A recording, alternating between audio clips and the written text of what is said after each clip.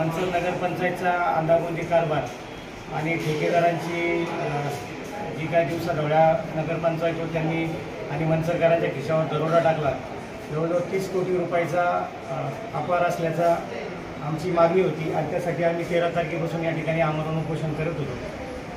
सर्वप्रथम सर्व पत्रकार बांधव असतील, सर्व मनसरवासी असतील, सर्व मित्रपरिवार असेल, मी सगळ्यांचं आणि या सगळ्या महिला भगिनी असेल सगळ्यांचं मनापासून आभार मानतो की तुम्ही या लढाईत मला सर्वांनी साथ दिली। असंच अन्यायाविरुद्ध लढायला इथून पुढं साथ देत राहा। आपल्या ज्या प्रामुख्याने मागण्या होत्या की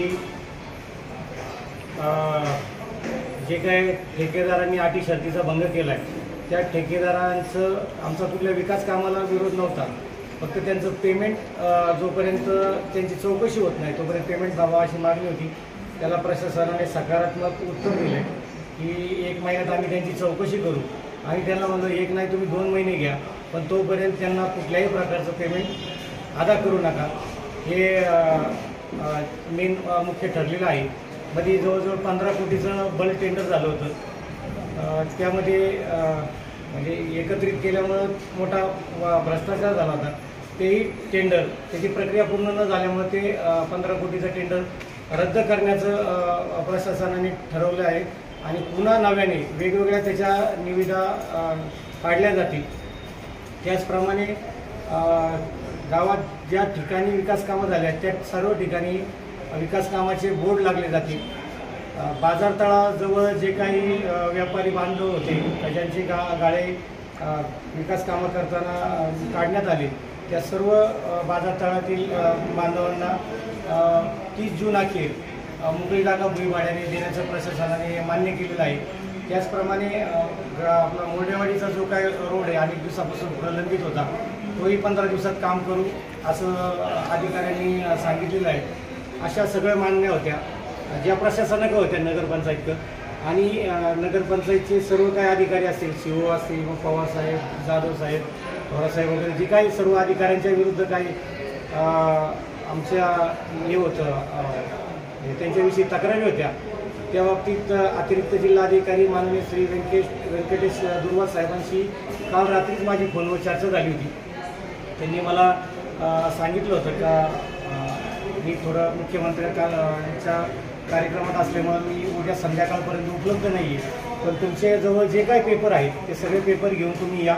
21 तारखेला आपण कलेक्टर ऑफिसमध्ये नगरपंचायत प्रशासन आणि तुम्ही अशी समोरासमोर मीटिंग करू, तुमच्या काय मागण्या त्या माझ्यापुढं मांडा आणि मग मी त्यानंतर त्यांच्यावर चौकशी करून जे काही दोषी अधिकारी असतील त्यांच्यावर पण कारवाई करू। तुमच्या किती टक्के मागण्या मान्य झाल्या त्याच्यामध्ये? आता जवळजवळ 90-95% वर सगळ्या मागण्या, काल 0% होतो पण आज आहे, आज बऱ्यापैकी सगळ्या गोष्टीला समाधानी आहे। कारण शेवटी कसं होतं जसं आपण म्हणतो स्वच्छ मनसर सुंदर मनसर, तसं भ्रष्टाचारमुक्त मनसर आणि तरच सुंदर मनसर असं होईल असं अपेक्षा आहे। आज तुमच्या उपोषणाला यश आलेलं आहे, काय सांगा कोणाला श्रेय देण्यात सगळं? या श्रेय मेन सर्व जे काही मी सोशल मीडिया असेल इथं येऊन ज्यांनी मला वेळोवेळी पाठिंबा दिला खरं श्रेय त्या सर्वांना। धन्यवाद। अरे अजिंक्य यार खाली बस ना। श्री दत्ता गांजाळे यांचं 13 मे पासून जे उपोषण सुरू होतं त्यांच्या ज्या काही मागण्या होत्या त्या मागण्या बऱ्यापैकी सकारात्मक रीतीने मान्य करण्यात आलेल्या आहेत। आमचे वरिष्ठ अधिकारी जिल्हा प्रशासन अधिकारी दुर्वास सर यांच्याशी पण चर्चा झालेली आणि सरांनी ज्या पद्धतीने सर प्रशिक्षणामध्ये असल्यामुळे सर येऊ शकलेले नाही आहेत, परंतु ज्या काही गोष्टी असतील कायदेशीर कारवाई करण्याच्या बाबतीमध्ये त्या त्यांनी पण मान्य केलेल्या आहेत आणि आम्ही पण हे सगळ्या गोष्टी ज्या आहेत जसं जोपर्यंत कामांची व्यवस्थित तपासणी होत नाही तोपर्यंत ठेकेदारांची बिलं न देणं गोष्ट मान्य करण्यात आलेली आहे। फक्त काम सुरू राहील हा विषय त्यांनी स्वीकारलेला आहे। दुसरा मुद्दा आहे की जी निविदा प्रक्रिया चालू आहे त्या निविदा प्रक्रिया तुम्ही रद्द करून काम निहाय निविदा प्रक्रिया करावी। या बाबतीमध्ये प्रशासन म्हणून आमची काही हरकत नाही आहे, आम्ही काम निहाय निविदा करू शकतो आणि तशा पद्धतीने त्या करण्यात येतील हे पण मान्य करण्यात आलेलं आहे। आणि त्यांचा अजून एक नंतरचा मुद्दा म्हणजे बाजारतळावरील गाळे भुईभाड्यानं देण्याच्या बाबतीमधला, तर 1 जून 2025 म्हणजे ह्या 30 जूनपर्यंत तो विषय आम्ही सॉर्ट आउट करतोय असे 3 महत्त्वाचे विषय होते. बाकीचे विषय पण पाट्या मान्य. लावणे, पाट्या लावणे. सगळ्यात महत्त्वाचा विषय म्हणजे कामांच्या बाबतीमध्ये ज्या काही शंका घेण्यात आलेल्या आहेत, तर आम्ही या सोमवारपर्यंत म्हणजे टार्गेट सोमवारपर्यंत आहे, परंतु कामाच्या व्यापामुळं आणि कामांच्या संख्येमुळं ते 2-4 दिवस मागे पुढे होऊ शकतं. परंतु या आठवड्यामध्ये संपूर्ण कामांना बोर्ड लावणं, प्रत्येक ठिकाणी QR कोड उपलब्ध करून देतोय. म्हणजे कुठलाही सामान्य नागरिक मोबाईलच्या साह्यानं QR कोड स्कॅन करून इस्टिमेट किंवा आवश्यक डॉक्युमेंट ओपन करून Google ड्राईव्हवरून पाहू शकतो. ती व्यवस्था करून देतोय.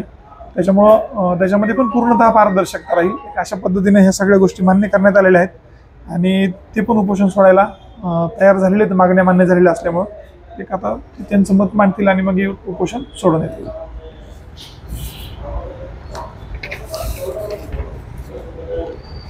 आपण गेली 13 तारखेपासून आमरण उपोषण चालू केलं होतं.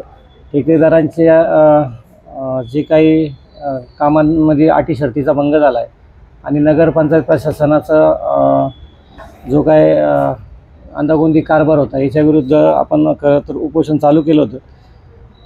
याच्यातील म्हणजे पहिला जो मुद्दा होता की म्हणजे प्रशासनावर जे काही माझे आरोप होते त्याची अतिरिक्त जिल्हाधिकारी माननीय श्री व्यंकटेश दुर्वा साहेब यांच्या कार्यालयात 21/5/2025 रोजी मीटिंग घेण्याचं ठरलं आहे.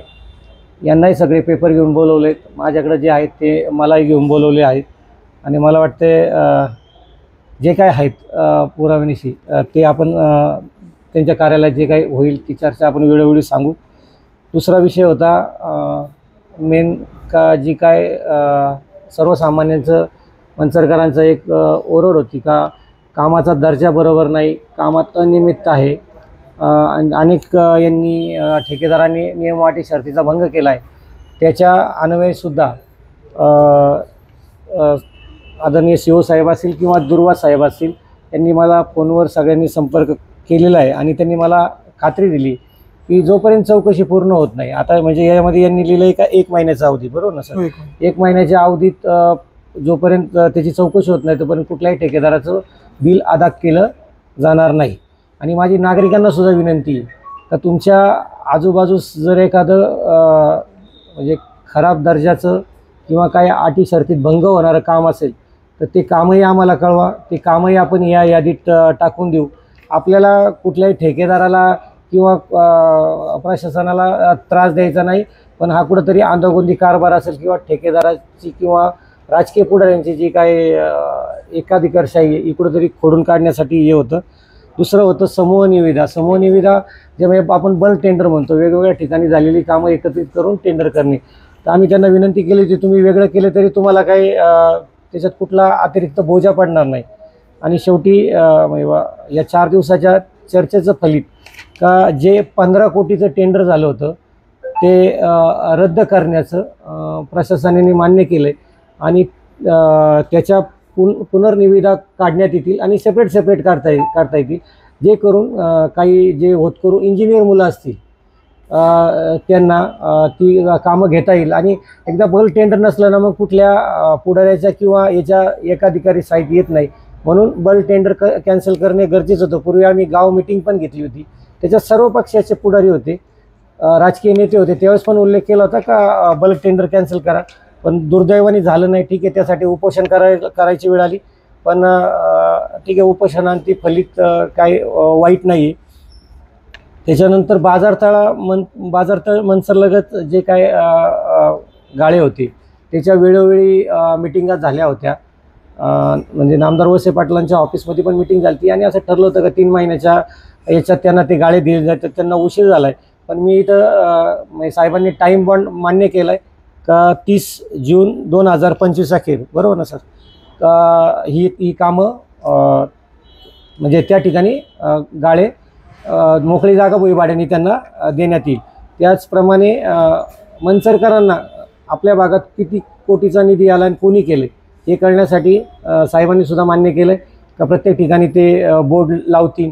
जर त्यांनी नाही लावलं तर शेवटी मग आपल्याला वेगळ्या पद्धतीने आंदोलन करावं लागेल. अजून एक प्रश्न होता का मोडेदादा कुठे, मोडेवाडीचा जो रस्ता आहे तो बरेच दिवसापासून रखडला होता. तर CO साहेब असेल किंवा सगळे अधिकारी असतील त्यांनी मान्य केले की 15 दिवसात त्याही रस्त्याचं काम चालू होईल.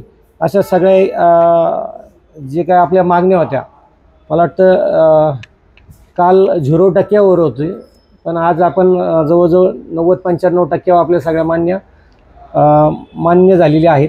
फक्त आता याची चौकशी आणि चौकशीतून काय निघते ही गोष्ट खरं मंचरकरांना पाहण्याची आहे. सगळ्या मंचरकरांनी या आणि जे काय सगळे मित्रपरिवार असेल सगळ्यांनी या उपोषणाला पाठिंबा दिला, त्याबद्दल मी सर्व मंचरकरांचं मनापासून आभार मानतो.